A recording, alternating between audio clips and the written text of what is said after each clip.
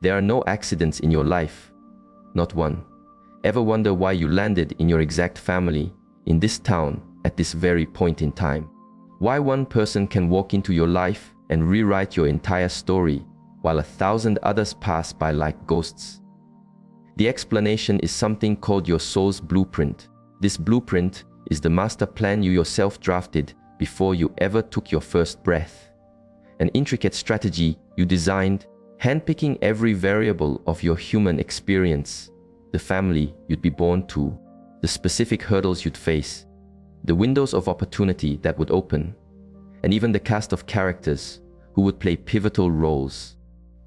You were the executive producer of your own life series. But this was all decided when your perspective was infinite, back in the spiritual dimension. The moment you are born, a veil of forgetting drops over your conscious mind. Now, this isn't a glitch. It's a core feature of the design. If you came in knowing the entire script, every plot twist, every lesson, what would be the point of living it? Where would genuine choice come in? Your free will would be a meaningless concept. This forgetting is an incredible gift. It guarantees your choices are real, your achievements are earned, and your spirit grows genuinely strong from within. Think of it like being an actor who deliberately chooses not to memorize the script, so their performance is completely authentic and raw. But here's the secret. While the veil hides your conscious memory, the blueprint itself is never erased.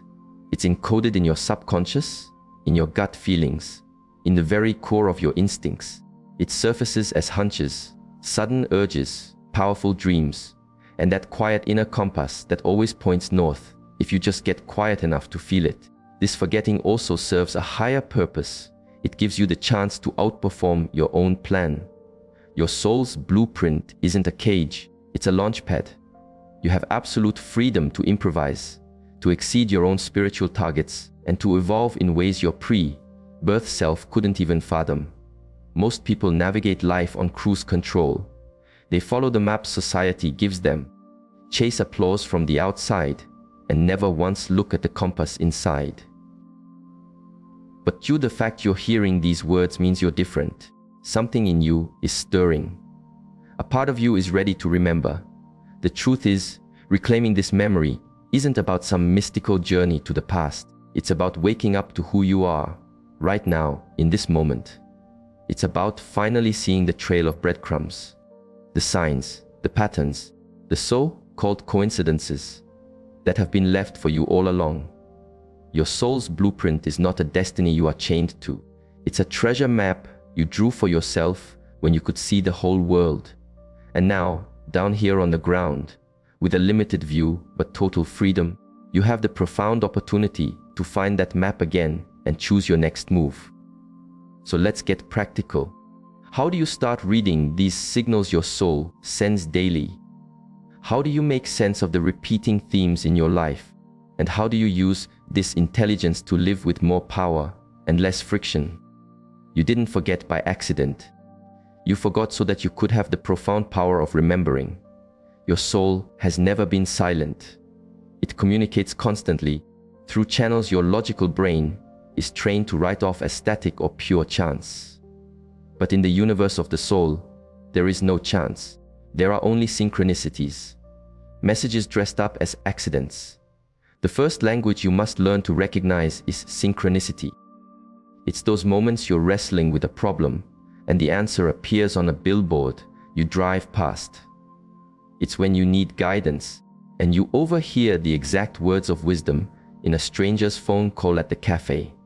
It's seeing the same sequence of numbers everywhere for a week, or when the podcast you randomly pick, the documentary on TV, and a conversation with a friend all point to the exact same theme you're grappling with. I remember once I was at a complete crossroads in my business. For 2 weeks straight, every single thing I consumed, books, shows, articles, was about taking the courageous, unconventional leap. A sticker on a lamppost read, "Jump and the net will appear." My soul wasn't just whispering, it was waving neon signs. Dreams are another hotline. Your soul speaks through dreams, because that's when your rational ego is offline, making you open to the language of symbols. Recurring dreams are flashing red lights. If you always dream you're searching for something, your soul is nudging you to look for a deeper truth in your waking life. If you have repeated dreams of water or oceans, it might be an echo of your need to connect with your emotions. But some signs aren't so subtle. Your soul often communicates through powerful physical hits. Have you ever walked into a room and felt an electric charge, a sense of deep knowing that you've been there before, or met a total stranger and felt an instant familiarity, like picking up a conversation you left off yesterday? That isn't just your mind playing tricks. It's soul-level data, recognizing energetic ties that predate this lifetime. Your intuition is maybe the most direct line of all. That gut feeling, that full body ice when an opportunity feels right, even if it makes no logical sense. Or that stomach churning no that screams danger, even when everything on paper looks perfect. Your intuition is literally your soul's native language, feeding you intel from its blueprint. Emotional patterns are also huge signals. Ever notice how certain events trigger a completely outsized emotional response in you? Maybe seeing someone being controlled brings up a deep, burning rage, or watching someone express their creativity fills you with an inexplicable, profound joy. These intense reactions are your soul flagging topics that are central to your mission. Repetitive roadblocks are a major clue. When you insist on going down a path that misaligns with your blueprint, the universe doesn't punish you, it protects you by putting up walls. If you hit dead end after dead end in one part of your life, your soul is gently, or not so gently, trying to steer you back on course. Conversely, when you are on your path, a state of flow emerges. Things just click into place. The right people show up. The money appears. It's like the universe is conspiring to help you, because frankly it is. Your greatest fears hold powerful messages. Often, the very thing we are most terrified of is a giant arrow pointing to our life's work. A fear of being seen or judged might mean your soul chose to be a leader who inspires others. A deep fear of instability could mean your mission is to master the art of trust and teach it. The people in your life are living, breathing clues, especially the ones who arrive at critical junctures and spark massive change, or the ones who push every single one of your buttons. They often serve as mirrors for the parts of yourself that are on your growth agenda. Even your weird obsessions and dislikes are breadcrumbs. Why have you always been drawn to ancient Rome, or herbal medicine, or the physics of black holes? Why do certain songs or smells make you feel homesick for a place you've never been? These are often echoes of past life expertise relevant to your current mission. The main thing is you have to start paying attention. Your soul is a constant broadcaster, but you need to consciously tune into its frequency. Start a notes file on your phone for synchronicities. Pay attention to your dreams when you wake up. Notice your gut feelings. Have you ever stepped back and looked at the recurring themes of your life?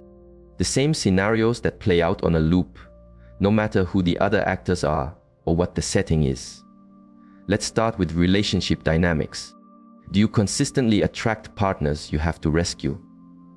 Or do you always find yourself in relationships with people who are emotionally unavailable?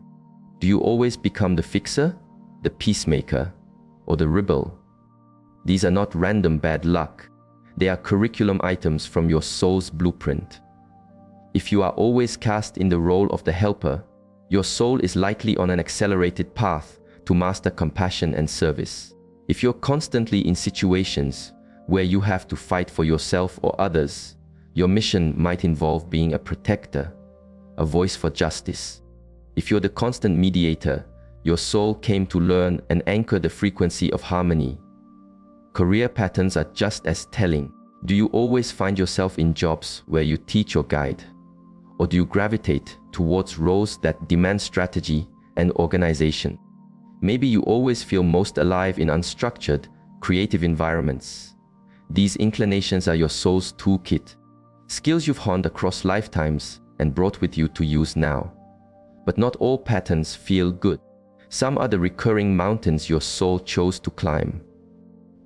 Do you always grapple with a sense of not being good enough, a persistent cycle of financial lack, a deep feeling of being an outsider?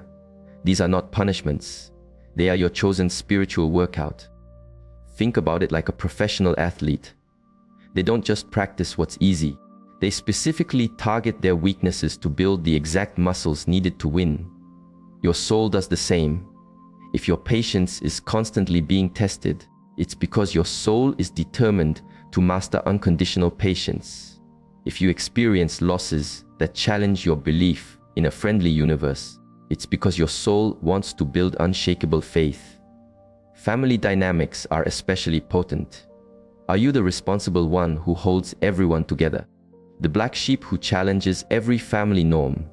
Your family unit was literally your soul's first and most intense training ground, and the role you play there is a massive clue about what you came to both learn and to heal.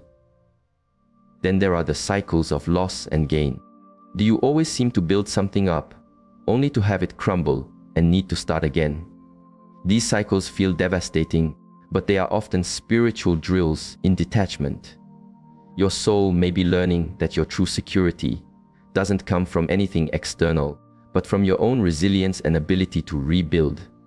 Health patterns speak volumes too. Do you constantly suffer from neck and shoulder pain? You could literally be carrying the weight of other people's problems. Persistent digestive issues. Your soul might be teaching you what ideas, people, and situations to absorb and which to reject. Even patterns with time are significant. Are you always rushing and late, or are you pathologically early and over-prepared? These habits show how your soul relates to control and trust in divine timing. The secret is to observe all this without judging yourself. This isn't about being flawed, it's about being in training. Every single pattern is a doorway to understanding another clause in your soul contract. The next time a familiar, frustrating pattern appears, ask, what is the lesson here? What spiritual muscle is this asking me to build? Often, your most difficult patterns contain your most precious power. Your soul isn't here for an easy ride. It's here for a meaningful one. When you recognize the pattern, you reclaim your power over it. You can consciously choose a new response. You can ask, how can I use this to awaken? How do I alchemize this challenge into strength? You are not a victim of these patterns. You are the architect of them. Your soul designed each one for a profound purpose. When you finally get that, they stop being problems and start being portals. Now that you're learning to spot the clues, it's time to connect to the source directly.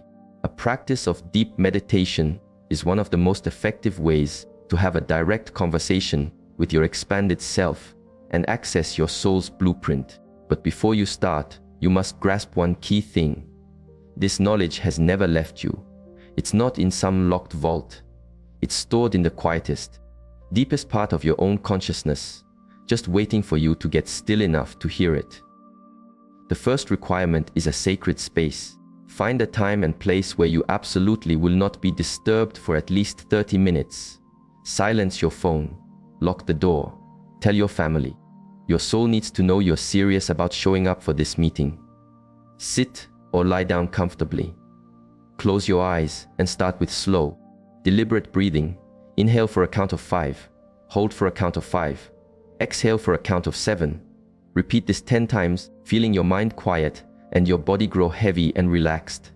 Now, imagine a powerful, protective light, like a shield of liquid gold, enveloping you completely. See it and feel it soaking into every part of you. You're creating a secure, high-vibration space for this inner work. With your body still and protected, set a clear intention. Mentally state, I am now opening a clear and direct line of communication with my higher self, the part of me that knows my soul's blueprint. I am ready to receive the guidance I need for my highest good. Now, imagine yourself in a quiet, serene space. It might be a peaceful forest, a vast library, or simply an infinite space of calm energy. In this space, you will meet the wisest, calmest, most loving version of yourself. This is your higher self. It isn't separate from you. It eyes you, without fear, ego, or limitation. It is the part of you that drew the map. Greet this self with love. Then ask your questions. Ask clearly, why did I choose my specific family dynamic? What is the number one lesson I am here to master? What is my primary gift to the world? What karmic pattern am I meant to resolve in this lifetime? Ask one question, then be silent and listen. The answers may arrive as sudden knowings, as images, as words that form in your mind, or as a feeling of deep resonance. Don't judge what comes. If nothing seems to happen right away, don't get frustrated.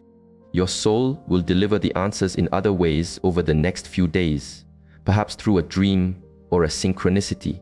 The goal is to open the line of communication. If you can make this connection to your own expanded wisdom a regular habit, your spiritual awareness will skyrocket. For this reason, I strongly invite you to the Quantum Thinking Challenge. It's a 21-day program to rewire your mind, amplify your energy, and unlock your true power to create your reality. For 3 weeks, you'll receive daily practices to elevate your frequency and start attracting what you truly desire. Find the link in the first pinned comment. Back to our inner work. In your meditative state, you can also ask to see past lives that are directly impacting this one. Your soul can show you scenes that explain a present day fear, a natural talent, or a challenging relationship. For instance, if you have a deep, inexplicable resistance to using your voice, you might be shown a lifetime where you were punished for speaking truth. If you have an innate ability to lead, you may see lives as a commander or ruler. This isn't about proving anything. This is a private journey into your own deep consciousness. Even if the information feels symbolic, treat it as important. Your soul speaks in metaphors. When you feel ready, thank your higher self and slowly bring your awareness back to your body and the room. Open your eyes and immediately write down everything you can remember in a journal. Don't analyze yet, just capture the data. Make this a regular practice. The more you show up, the more clearly your soul will communicate. In time, you can use this for very practical guidance. Before making a big career move, consult your higher self. When starting a new relationship, ask if this person's blueprint aligns with yours. When considering a move, check if it serves your ultimate purpose. Your natural talents are not a lottery win or a genetic fluke. They are your soul's toolkit, brought with you into this life by design. These are abilities you perfected across countless lifetimes, specifically chosen for the mission you're on right now. Just think about it. The person who just instinctively knows how to diffuse a tense situation didn't take a course on it. The person who can look at a chaotic mess and instantly see how to organize it wasn't born with a manual. The person who can make anyone feel heard and understood isn't just a good listener. These are the fingerprints of the soul, skills your expanded self has packed in your spiritual luggage. Let's try something practical. Think right now about the things you are effortlessly good at, things that you might even take for granted. The skills that make other people say, "You're a natural at that." It could be making people laugh, seeing the bigger picture in a crisis, finding creative solutions, or knowing just the right thing to say. Now, think about what energizes you versus what drains you. You can work for 10 hours on a project that uses your gifts and feel exhilarated, but you can spend 1 hour doing something that goes against your nature and feel completely wiped out. That feeling is your soul's feedback system. Your gifts are often your core personality traits. Are you deeply empathetic? That is a tool for connection and healing. Are you relentlessly curious, always asking why? That is a tool for innovation and challenging old systems. Often, your greatest gifts are disguised as things you or others once called flaws. Are you too sensitive? That sensitivity is actually a high-definition sensor for energy, crucial for healing and intuitive work.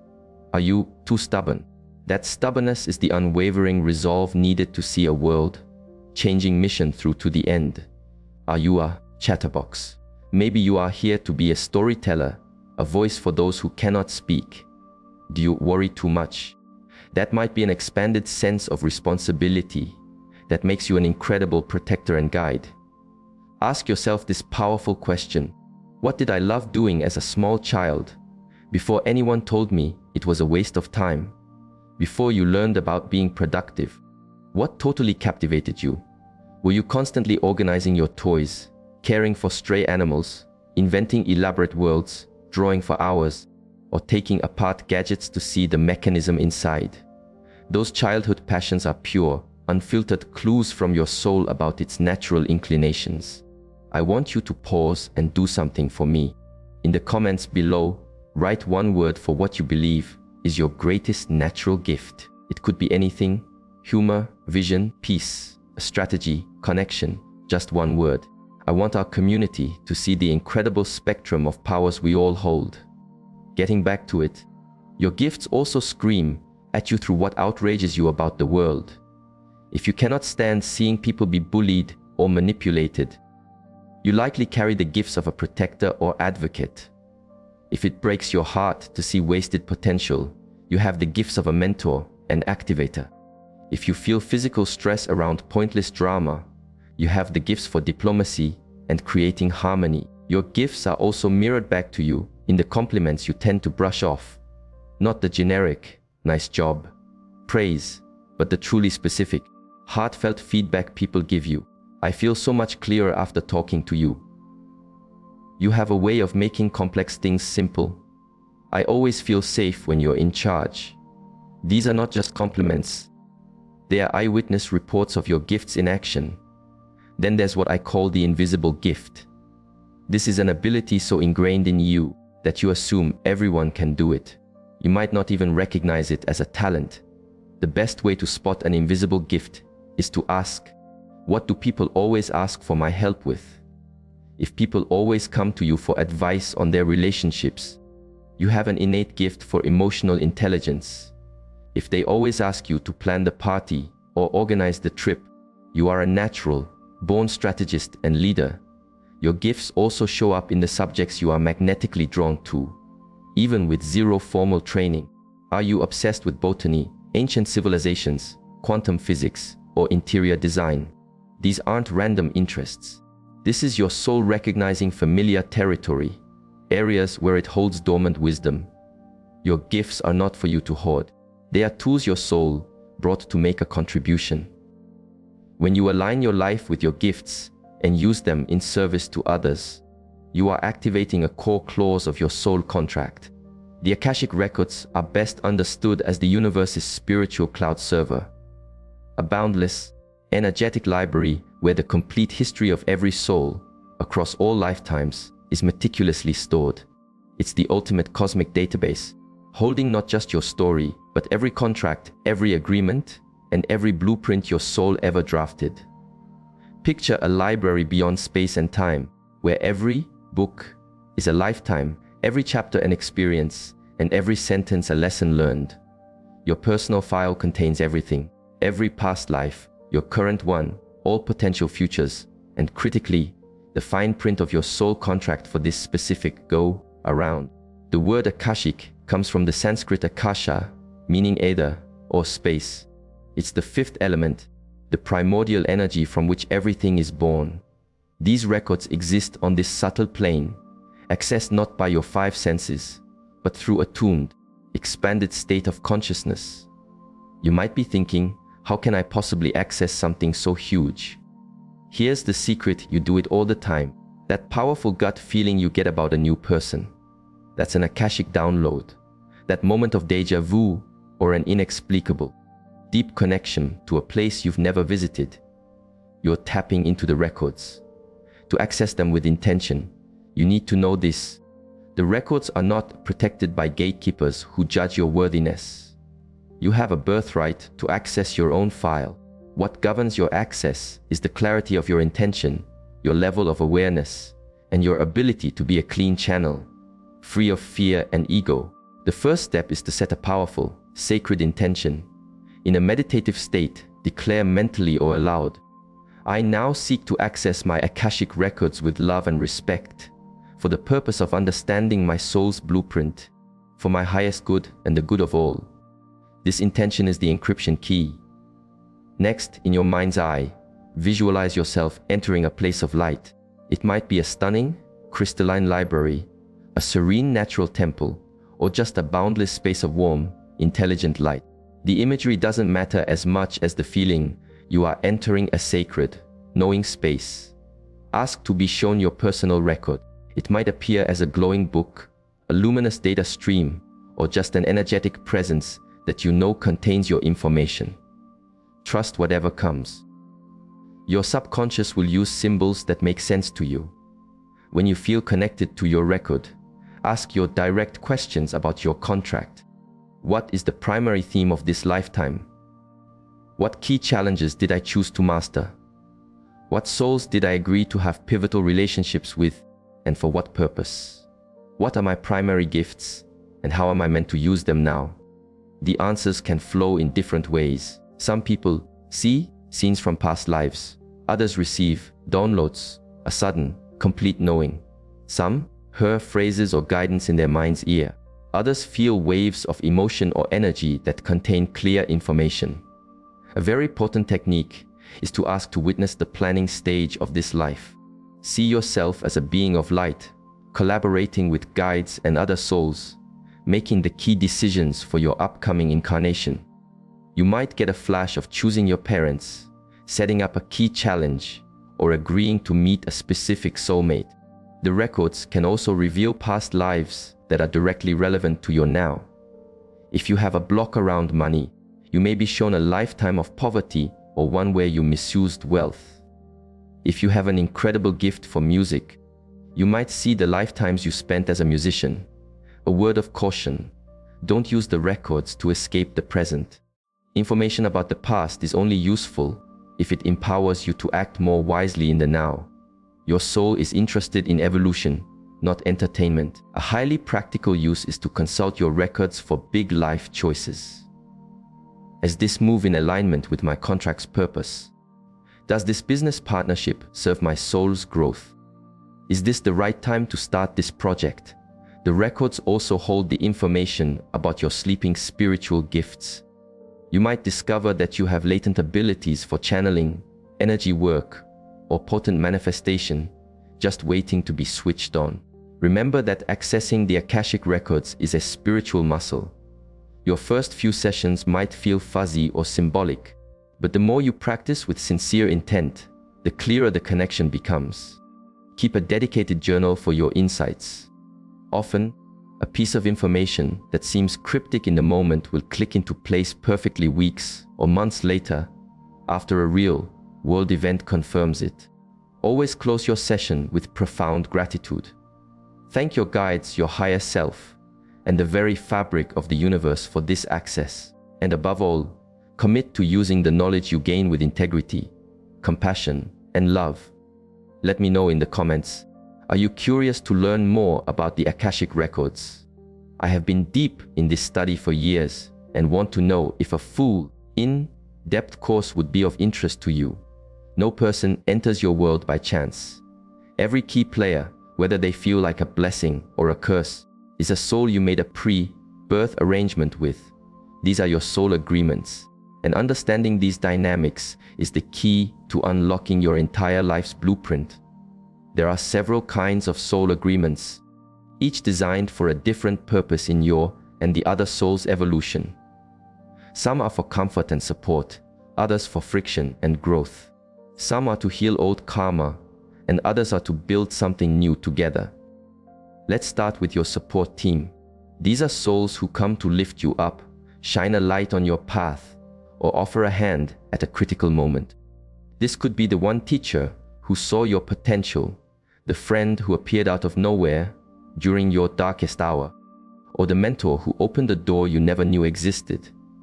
These souls signed on to be your earth angels, delivering a boost of support, wisdom, or opportunity at precisely the right time. But not all agreements are cozy. There are also your spiritual sparring partners, the souls who arrive to challenge you, trigger you, and force your growth through difficulty. Before you label these people as your enemies, understand this: they are playing a role you asked for. On a soul level, you knew you needed to develop resilience, learn to set boundaries, or find your own inner strength. And these souls loving lie agreed to be the grit in the oyster that would force you to create your pearl. Think of that person who knows exactly how to get under your skin.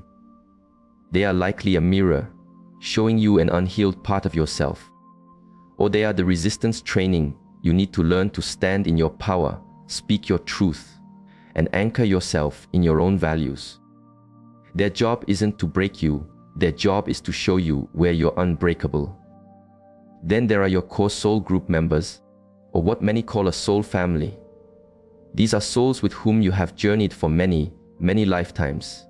They can be your parents, siblings, children, spouse, or best friends. With these souls, there's an instant, deep knowing, a feeling of coming home, because you literally have. These souls often have long-term contracts to incarnate together, lifetime after lifetime, to work on shared themes and support each other's overarching missions. A fascinating aspect of a soul group is the switching of roles. A soul who was your mother in one life might be your daughter in this one. A bitter rival from a past life may now be your most devoted partner. Souls do this to experience every facet of a dynamic, gaining a 360-degree understanding of the lessons they are mastering together. Soulmates are widely misunderstood. A soulmate is not necessarily your one perfect, blissful, romantic partner. A soulmate is any soul who resonates on a similar energetic frequency, and with whom you have a significant contract for growth. You can have many soulmates in one lifetime, and they can show up as friends, mentors, family members, or yes, romantic partners. Relationships with soulmates are always intense. This is because the soul level recognition is so strong. But intensity doesn't always mean easy.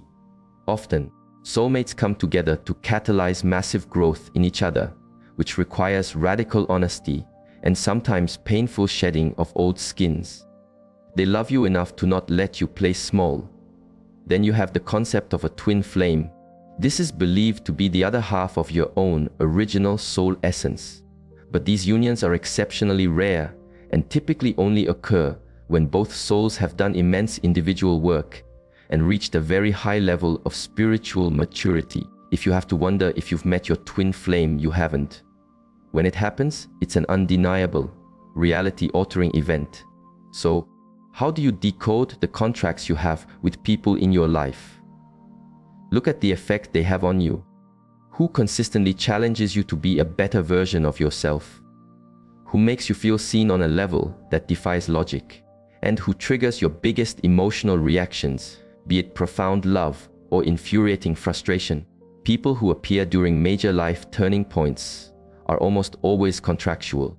The stranger who gave you a crucial piece of advice just as you were quitting your job. The new friend you made right after a divorce. These are not coincidences, they are precisely timed arrivals. Children always represent profound soul contracts. They choose you as parents for a specific reason, because you are uniquely equipped to give them the environment they need for their mission, or because they are uniquely equipped to teach you what you need to learn. Often, children are highly evolved souls who come to help their parents awaken. Karmic romantic relationships are those defined by an irresistible, magnetic pull, coupled with recurring drama and conflict. These relationships are designed to bring up and heal unresolved business from past lives. They can either be incredibly healing, as old cycles are finally broken, or they can repeat endlessly until both parties finally learn the lesson. One of the most freeing truths to grasp is that some contracts are short-term. A person comes into your life, plays their part perfectly, whether it's to teach you a lesson, open a door, or help you heal a wound. And then the energy between you naturally dissolves. The relationship wasn't a failure. It was a contract successfully fulfilled. The key is to look at every significant relationship through the lens of gratitude and awareness.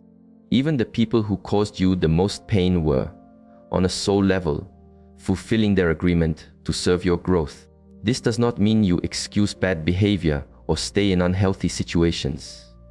It means you find the wisdom in the experience, thank them for the lesson, and use that strength to choose more consciously going forward.